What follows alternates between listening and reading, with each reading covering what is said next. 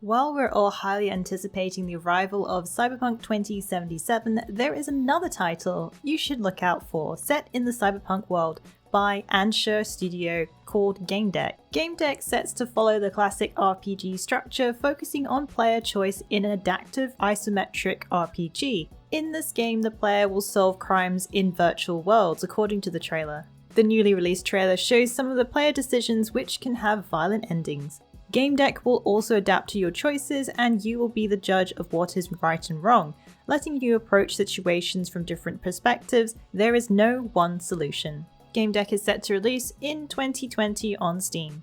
A new Code Vein character trailer features companion Eva Rue, who mysteriously regains her voice after being rescued by Jack Rutherford. Eva is found after being rescued by Jack Rutherford, once again regaining her voice, paying back her gratitude with loyalty and fighting by his side. However, she is part of the opposite faction according to an article by Gametsu, but will still appear to fight with you and Jack during some occurrences using a bayonet rifle, but it seems she is not 100% back to normal as she can no longer sing. Code Vein will release on September 27th on PC, PlayStation 4 and Xbox One.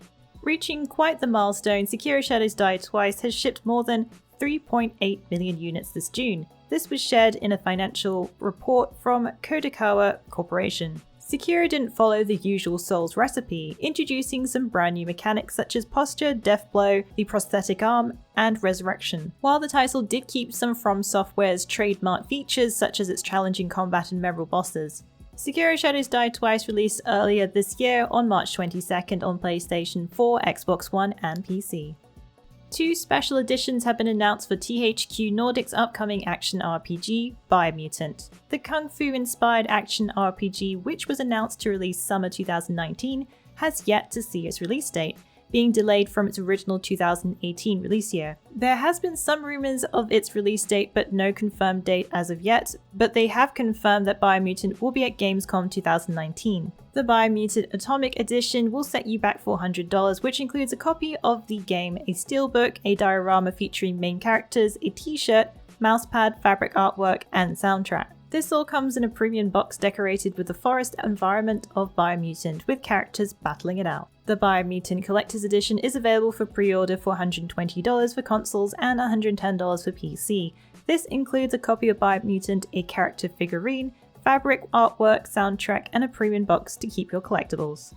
A 2D action platformer called Vigil the Longest Night has been announced by Glass Heart Games and publisher Another Indie, inspired by Sultan Sanctuary and the Castlevania franchise. Vigil the Longest Night will be releasing on PlayStation 4, Xbox One, and PC in early 2020. There are also plans to release a Switch version later on. This title follows an eldritch horror tale, with technical combat accompanied by a compelling narrative.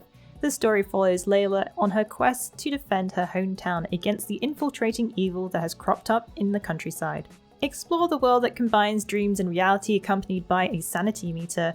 There are also plenty of secrets to uncover and nightmarish creatures to defeat. Vigil features a story that combines Lovecraftian tales with Taiwanese culture. There is also a complex skill tree, hideous bosses, multiple endings, and 4 weapon types with multiple variations of each.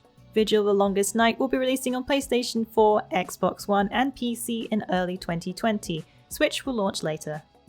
The latest update for Dead Cells brings some new additions including mobs inspired by boss moves, a deadly frying pan weapon, and more.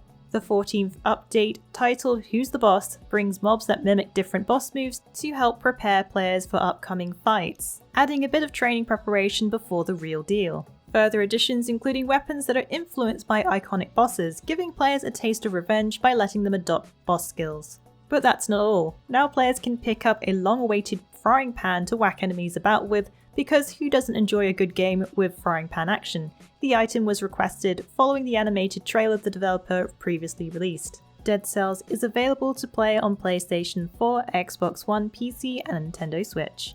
The developer Gunfire Games has been acquired by THQ Nordic. Last year, Gunfire released Darksiders 3 and are to release a co-op Souls-inspired shooter Remnant from the Ashes this month, At the moment, it is unknown if they will continue to work on the Darksiders franchise. Another acquisition was made for Goodbye Kansas Game Invest, who have a number of early stage investment studios such as Palindrome Interactive, Fall Damage, Neon Giant, Cavalry, and Frame Bunker. THQ have also gained royalty rights to the upcoming launch of Biomutant with this edition. Lastly was the acquisition of Milestone SRL, an Italian developer which specializes in racing games. It will be great to see what Gunfire Games and THQ Nordic will work on together. THQ is set to be at Gamescom 2019 with a few reveals to be had, including one during opening night live. Shelter and Meadow developer Might and Delight have been teasing a new online RPG set to be announced officially this September. Currently, there is a teaser website where you can sign up for updates as a traveler. In an article by Gametsu, there are a couple of email updates that have shared some of the artwork for this new RPG, depicting scenic settings in a hand-drawn style. The emails also detail what kind of game this will be, emphasizing role-playing. But while it is an online RPG, it won't be deemed an MMO, but rather a TMO as the developer are calling it, a tiny multiplayer online. While the world is massive, you will only run into a small number of players on each server, letting players be fully immersed in the gaming experience without it teaming with players. You can choose to team up with others in multiplayer or adventure solo. We'll have to wait until September for more info on this one. Developer of Decay of Logos, Amplify Creations recently announced the release of their action RPG would be at the end of August. They also held a Reddit AMA, letting the community ask them questions about the upcoming game. Game designer and programmer of Decay of Logos, Andre Constantino, fielded questions from the community. According to the AMA, Decay of Logos will take between 10 hours to 12 hours to complete, provided exploration is kept to a minimum. The game is semi-open world, meaning paths are pretty much set, but you do have the option to return to different parts. One interesting question asked was the comparison between gameplay with Souls titles and whether there are difficulty options. Constantino explains that Decay of Logos is more accessible compared to Souls games and that difficulty will vary. If you were wondering why an elk was chosen as the companion of Decay of Logos, wonder no more. The influence came from Princess Monaco, but your companion doesn't simply serve as a mount, but a secondary inventory, can help you solve puzzles, and you can pet it. To read more about Decay of Logos, be sure to read the full article on Fextralife.com. Well, that's it for the week in the wikis. Please join us again next week for yet another great week of gaming. Remember to check out our VIP program for some exclusive supporter benefits. And budding writers should take advantage of our Become an Author initiative. Thanks again for being part of this great community. Keep checking in with us with news, reviews, YouTube streams and vids, and general wiki goodness.